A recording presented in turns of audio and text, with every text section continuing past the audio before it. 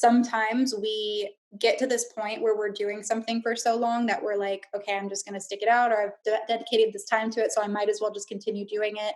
Um, and the thing is that when something doesn't feel in alignment, that is a big opportunity and a sign for us to take a step back and be like, what is this trying to teach me? What can I learn from this?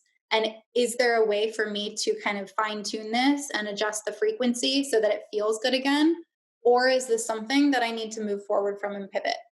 And it's okay to pivot. I have pivoted so many times. For those of you that kind of entered my space more recently, I started as a yoga influencer. I literally am getting all the notifications because the first thing that I did was a 30-day like yoga challenge on Instagram. And so I'm getting all the photos every single day. I started as like a yoga influencer and teacher. Then I wanted to teach yoga teachers how to market. Then I decided to help wellness brands with marketing, and then made my podcast, and then created a fitness concept. And then I was like, what the fuck am I doing? And finally got back to the space of like, oh, okay, I really want to get back to that place of being able to empower coaches and healers and light workers and the teachers that have these big messages. And so when you guys are going through this process, especially in the beginning, and you're trying things out, know that it is celebrated when you do try something and say, I like this part of it, but I don't really like this part of it, so I'm going to adjust it.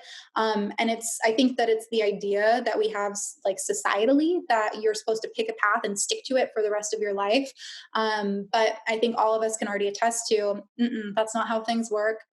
It's okay to pivot. It's okay to grow. And in continuing to say yes to what feels good, you're going to get to that like gold at the end of the rainbow so much faster because you're trusting yourself. And that's like really the vibe of the six-figure decisions, is learning how to trust yourself and learning how to really tune into what your body is telling you to do.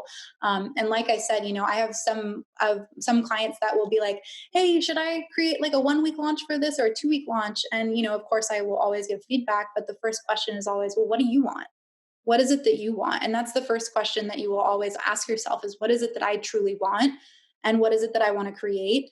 And from there, you will know and have that certainty that you're making decisions that are in integrity with what comes from your heart and what your soul wants to do, if that makes sense.